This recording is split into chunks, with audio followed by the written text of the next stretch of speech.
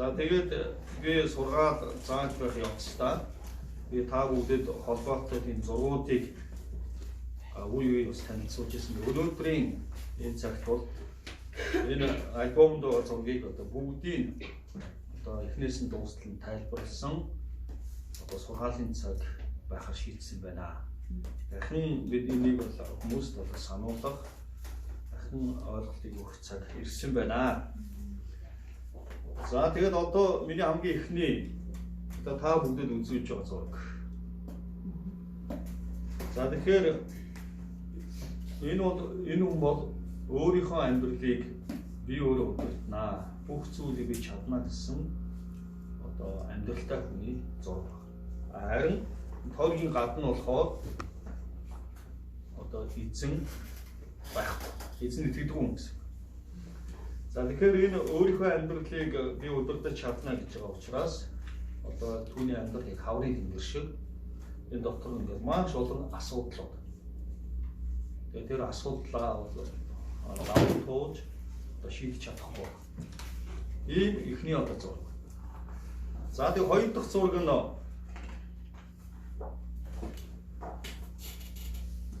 за энэ зураг маш гайхалтай зураг байна. Яг тэгвэл энэ түүний амьдрал эзэн орж ирсэн бүр орж ирэхдээ амьдралын бүх хэсгийг удирддаг.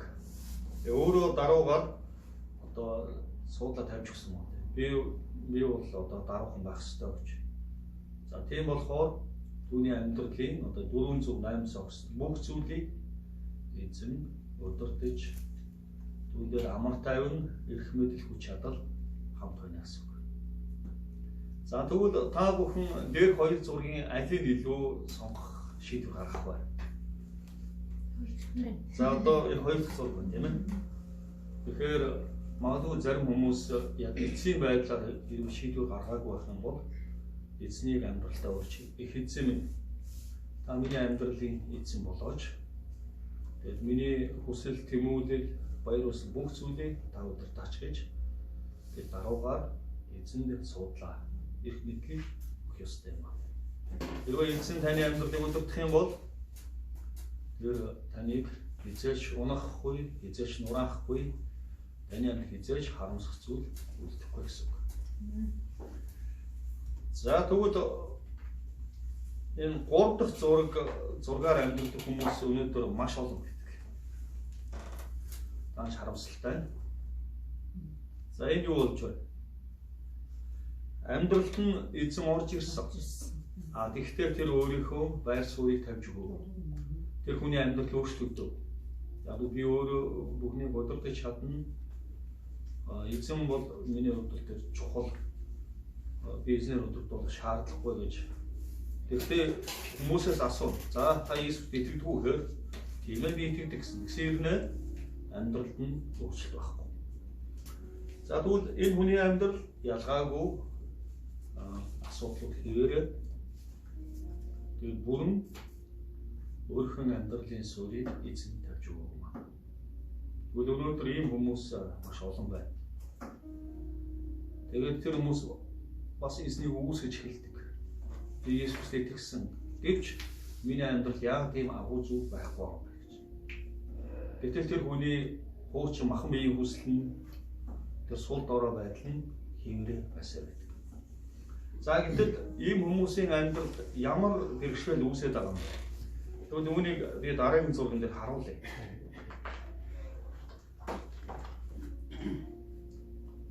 Тэгвэл тэр хүмүүс нь гэвийн боос дотроо амьдарсан хэвээр байдаг. За Ром ном дээр миний төрлөх зан чанар намайг дарамгуулж гэмт явдлын боолгодог байлаа гэж. Би хичнээн сайн хийхийг хүсвч хийлгүй, муу юм хийх нь миний үнэн байдал байлаас. Тэгэхээр тэр хүмүүсийн хувьд төрлөх зан чанар нь тэр гэм нүгэл нь тэр хүний боолжсон хэвээр байна. Харин Есүс Христ хэлсэн. Надад итгэсэн бүхнийг би боолчлын байдлаас чөлөөж өөрийн хүүхэд болгосон биш. Эзэн бидний чөлөөг авсан шүү дээ. За тэгвэл дараагийн хүмүүсийг амьдралд маш их хүлээс болдог бүр зургийг устгах харуулъя. За энэ зурган дээр болохоор хүн болгон одоо шүтээж байна. За бичээсэсийг дээр хүн өөрийгөө ухаантай хэмээн өргөмжлөвч усан тэрийг аашилж ертөнцийн мөнх орш эзнийг үл оошилсан батлаа цаг зуурын биетэй хүн амьтын шоу хэвлэр явж дүрстэй бохтыг хүндлэж шүтдэгсэн байна. Тийм учраас мөнхийн эзэн тэднийг хайрхан байж зүсэн бүрийн муу их хүсэлт нь орхиж зөнд нь хайжээ гэсэн. За эцсийн эцэст бүхэн төрлөختөн мөнхийн их эзнийг хүндлэх болтугаарсан. Тэгвэл өнөөдөр маш олон хүмүүс шүтээнийг бий болгосон. Тэгээ түүнийхээ өмнө боолчлогдсон байна. Харин жинхэнэ бүтээгч эзнийг хүн хүндлэхээр хүний мөн чанартай болгосон. Жинхэнэ бүтээгч эзнийг хүн дээдлэж амьдрахаар утга учиртай болгосон. Тэгвэл хүний амьдралын утга учир нь бүтээгч эзнээ таньж мэдээд түүнийг дээдлэн хүндлэхэд оршиж юм аа. Тэгвэл энэ дэлхийн бүх улс үндэстэн, бүх ард түмэн мөнхийн их эзнийг хүндлэх болдог байна. Амен. Тэгвэл бидний амьдрал саад болж байгаа тэр шүтээ мэд зүйлсийг бид хажуу тийш нь тавьж зөвхөн бидний үн цэнтэй болгож байгаа эзнийг хүндлэн дийлцгаая. Амен. Тэгвэл үүний тулд Есүс Христ загламай дээр цовдлогдоод 3 хоногийн дотор дахин амьд хийжээ. Тэгвэл энэ зурган дээр хүн энэ дэлхийд нүцгэн ирж нүцгэн боцдог. Энэ дээр эд хөрөнгөн дээр энэ асуулт хийдэг байна. Асуулт юм. Тэгвэл өнөөдөр хүмүүс бид юуны төлөө амьдарч байна? Одоо энэ асуултын нэмдэг байгаа зүйл дээр бид амьдралын хамгийн чухал үнцэнтэй зүйлийг алддаг. Тэгвэл энэ дэлхийд бид нүцгэн ирж бид энэ дэлхийгээс бас нүцгэн ирсэн. Тэгвэл эзэн биднийг өөрийн дээдлэж үнлээс үнцэнэ болгосоо гэж эзэн бидний дуудсан юм. Амен.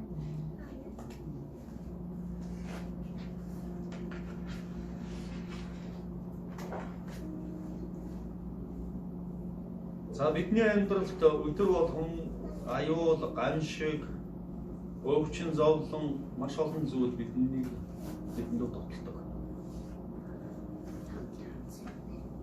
Паул илч бичээсдээс энэ дэлхийн өндөрч гүнж ямар ч хүч бидний их эзний хайраас бидний хизээж салж чадахгүй гэсэн. Өнөөдөр бидний амьдрал маш олон аюул байгаа ч гэсэн мөнхийн эзний хамгаалтын доор, мөнхийн эзний хүч чадлын доор бид амарлан баяр хөөртэй утга учиртай амьдрах юм.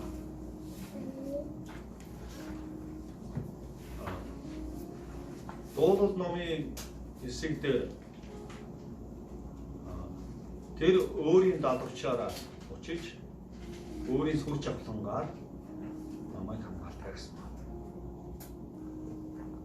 Өнөөдөр бидний амьдралд маш олон аюул байгаа ч гэсэн бид эзний хамгаалтаар, эзний өрөөлөөр бид тэр бүгдийг даван туулж бид мөнхийн эзнийг хүндлэх болно. Аамен. За дараагийн зураг.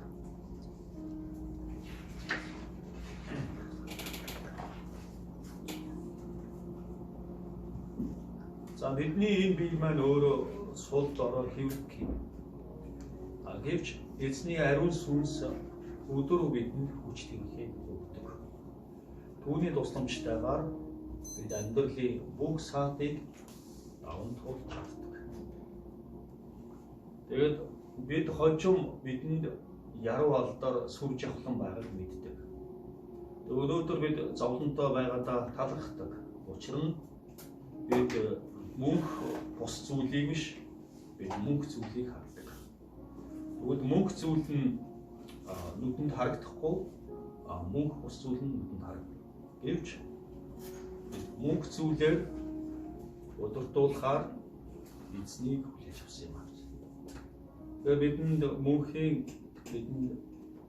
зорилго, мөнхийн утга учир, мөнхийн ам бидэнтэй холбоотой байна.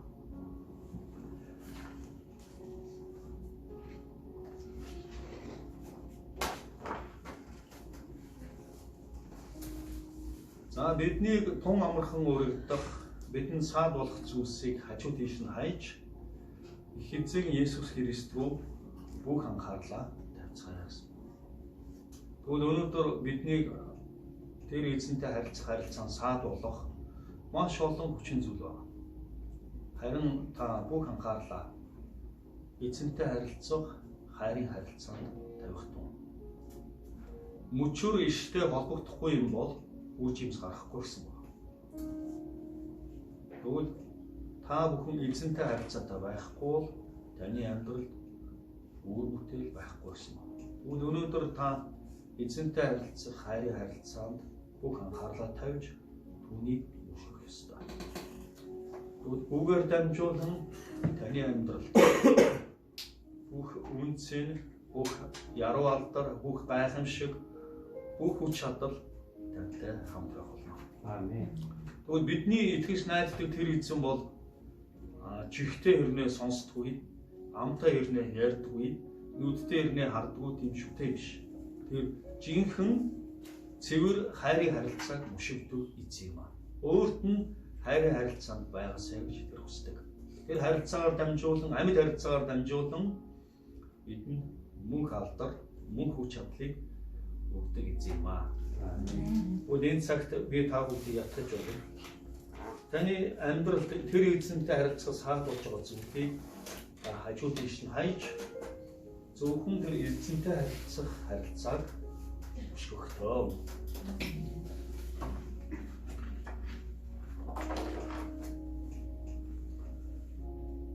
За энэ өчүүхэн энэ нэг гал бол өргөний ойг ус төмөрдөж чадна. Тэгвэл таны тэр их эзэнтэй харилцах тэр алсын хараа, таны эзэнтэй харилцах тэр бэлэг авьяас, эзэнтэй харилцах тэр хүч чадал чинь өөрийн газар нутаг, өөрийн улс үндэстэн, өөрийн ард түмнийг ерөөлийн сувг нь ани усгал юм аа. Тэгвэл үнэхээр өчүүхэн тэр гал өргөний хойг бас төмөрдөж чадна. Тэгвэл та эзэнтэй харилцах тэр харилцаагаар дамжуулан өөрийн улс үндэстэнд төдөвгүй. За Монгол улс тийм ээ. За дээр нь хамаг Монголыг. Тэгээд дэлхийн бүх улс үндэстлийг өрөөх болно. Эзэн танаар дамжуулан агуу их зүйлийг хөтлөх. Та өөрийгөө би өчүүхэн юу ч хийж чадахгүй гэж бодож байна. Харин танаар дамжуулан үндэснүүд өрөөх болно. Аамен. За тэгвэл эдгээр энэ зургийг би өнөөдөр та бүхний зөв сэтгэлд оюун бодолд үлдээж байна. Тэгвэл та хэнд итгэснээр мэдээж түүнийг бүх амьдралын турш хүндлэх болно. Аамен. За тэгээд хамтдаа бүгдээрээ саяын би та бүхэнд харуулсан зургийг зүрх сэтгэлдээ бодоод бүгдээрээ хамтдаа энэ 2020 онд хэрхэн амьдрах вэ гэдэг зүрх сэтгэлээ зөвлөцгөө. Бид өөрийгөө хуурч чадна. Бид бусдыг бас хуурч чадна. Харин мөнхийн эзнийг бол бид хийж хуурч чадахгүй. Яг тэгвэл бичээсээр хоёр талдаа эртээ сэлмэд тэр нуус чүмгийн салтал нэвтрэн орж хүний оюун бодол сүнсийг шүүж шаардах чадвартай гэсэн. Тэгвэл түүний өмнө бид үнэн зүрхээр очиж бидний дотор ямар нэгэн нуудмал өөрийн махан биеийн үсэл дотроо бодсон хийдэг. Тэгээд өөрийгөө хуулсан төр зүйлсүүдээ өнөөдөр 9 өмнө ил гаргаж тавь Тэгээ 2020 онд эзэн тантай би үнэхээр хайрын харилцаанд байж би тэр агуу их зүйлийг хөдөлмөр байна гэж өдөр эзний мотрыг хөдлөе. Тэгээд өнөөдөр эзэн таныг 408 цогцсод үнэхээр дүүрэн жаргалтай төгс төгөлдөр яруу алдартай бүхнийг тантай хамт байгуулмаар. Тэгвэл танд тэр саад болж байгаа зүйлийг та өөрөөсөө хаягдан хаяад тэр үн цэнтэй зүйлийг барьж авцгаая. Өнөөдөр биднийг үнээр хуурмын хэлж байгаа тэр гмийн боолчлоос бүгдээ чөлөөлөлтий. Бид шүтээний боолчлоос чөлөөлөлтий. Эд хөрөнгө нэр алдрын боолчлоос бүгдээ чөлөөлөлтий. Тэгээд энэ бүх зүйлийг хажуу тийш нь хаяж зөвхөн их эзнийг хүндэлсэн утга учиртай үн цэнтэй мөнхийн амьдралаар амьдарцгаая. Амен. Өнөөдөр энэ дэлхийн маш олон зүйл бид үн цэнтэй зүйлийг хуурмын хэлдэг. Өөртөө үн цэнтэй зүйлийг бүгдээр барьж авцгаая. Бид энэ дэлхийд нүцгэн ирж бас бид энэ дэлхиэс нүцгэн буцсан. Тэр хүн байга юмдаа сэтгэл хангалуун байж тэр бурханлаг байдал дотор амьдрахыг эзэмсдэг. За хамтдаа залбирая. Хүч чадлаар дүүрэн мөнхийн эзэн минь. Энэ цагийн төлөө талархъя. Тэгээд бид өмнөхөр өнөөдөр өгөгдсөн тэр зураглуудыг одоо зүрхэндээ хатаж байна. Их эзэн бид өнөөдөр өөрийн төлөө амьдрахгүй. Бид өөрийн төлөө ч өгөхгүй. Есүс Христ бид таны төлөө амьд. Бид таны төлөө өгөх болно. Учир нь өгсөн амьд бид үрд таних болсон. Та бидний муу мухад зүйлээс өхүүлээд мөнхийн амьтаа байхын тулд та амьдсан билээ. Амен. Их эзэн минь. Тэгээ өнөөдөр бидний амьдрал цаад болж байгаа. Тэр бүгдийг бид хаяж байна. Цаад болж байгаа зүйлийг бид үнэхээр орхиж байна. Бид өнөөдөр шийдвэр гаргаж байна. Тэгээд үнэхээр ялгуулсан сүр чатантай, гайхамшигтай тэр амьдралыг бид өнөөдөр танаас хуулж байна. Бидний амьдралын бүх он жилүүд тоологдсон. Хязгаартай хугацаатай. Харин энэ амьдын энэ цаг хугацаанд бид таны чиглүүлгэн доор амьдрмаар байна. Та туслаач. Тэгээд онцгойлон энэ 2020 онд энэ хулган жилд бидний амьдралын цоо шин агуу зүйлийн давцсан байх болно гэж тунхаглаж байна. Амен. Бид үнэхээр алдагдсан он жилүүдэд үнэхээр нөхөж шин зүйлсүүдийг бүтээнэ гэж тунхаглаж байна. Та өрөөгөөч гэж таны таалал бэлхэн дүүрэн байх болтугай. Амен. Есүс Христийн нэрээр. Амен. За тэгээ бүгдээрээ хамтдаа дуулал номын 48 дугаар бүлэгтээ бүгдээр очицгоо. За би та бүхэн хуудасны дугаар хэлж өгье. За дуулал номын 48. За би хуудасны дугаар нь одоохон хэлнэ. За манайх мэдж байгаа хүмүүс нь 48 руу явж байна уу? За 800. За зүйтэй 800. За тэгээд 14-ийг өнөөдрийн сургаал энийг багтааж өгч байгаа. Тэгвэл дуулал номын 48 дугаар бүлэг 14. За манайхаа олсон уу? Энийг бүгдээрээ хамтдаа уншнаа. За 3 Учир нь энэ бурхан бол мөнхийн мөнхөд бидний бурхан билээ. Тэр бидний хүн үгтэд хөтлөх болно. За дахиад унш. Үнэхээр гайхалтай тийм ээ. Учир нь энэ бурхан бол мөнхийн мөнхөд бидний бурхан билээ. Тэр бидний хүн үгтэд хөтлөх болно. Амен. За их эзэн онцгойлон энэ 2020 онд өөрийн чиглүүлгээр таныг хөтлөж агуу гайхамшигтай зүйлсээр дагуулах болтугай. Амен. Өнөөдөр таны зүрх сэтгэлд үнэнч биш тийм зүрх байсан бол өнөөдрийн зүйлийг бүгдээр хайцгаая. Яг бол мөнхийн мөнхөд бидний бурхан бол өнөөдөр бидний итгэж найддаг тэр эзэн юм аа. Өнөөдрийн зүрхэндээ үнээр хатах ёстой. Өөр би юуг зэрэгцүүлэхгүй гэж та тунхлах ёстой. Тэр миний энэ андын энэ газарт эцгүүтлээ тэр үнэнчээр намайг хөтлөн дагуулж муу мухай зүйлээс тойруулан авч явж яруу алдартай гайхамшигтай өндөрлөг зүйлсээр биднийг чиглүүлэх болно гэдэгт бид бүгд итгэлтэй байх ёстой. Тэгэхээр энэ цагт энэ дуул номын 48:14 би та бүхэнд өргөж байна. Тэгээд та өнөөдөр өөрийнхөө амьдралын он жилүүдийг дахин бодож тунгаах цагийг гаргаасаа гэж хүсэж байна. Гэтэл таны амьдрал дандаа алдагдсан, хаягдсан тэр он жилүүд маань дандаа та өөрийн бүслээр хийсэн зүйл. Тэгээд тэр зүйл нь дандаа таны амьдралд ялагдал, аюул, гамшигыг авчирсан баг. Тэгвэл өнөөдөр эзэн та хэлэх ёстой. Эзэн би дахиж хизээж өөрийн санаа, бодлоо амьдралаа удирдахгүй. Харин та бол миний эзэн. Надад өөр сайн сайхан байхгүй. Би таныг хөдлөн дагуулах болно гэдгийг өнөөдөр тунхлах ёстой. За тэгээ би миний одоо та бүхэнд ярьсан зүйлийг та бүхэн бүгдээрээ юу мартаж магадгүй. Ер нь мартна. Би өөрийгөө сайн мэдж байна. Харин гэхдээ энэ зургийг та бүхэн мартахгүй. Би наад энийг ингээд одоо яг зүрхэнд чи хадж байна. Тэгээд энэ бол дуулал номын 48-ийн 14 байна.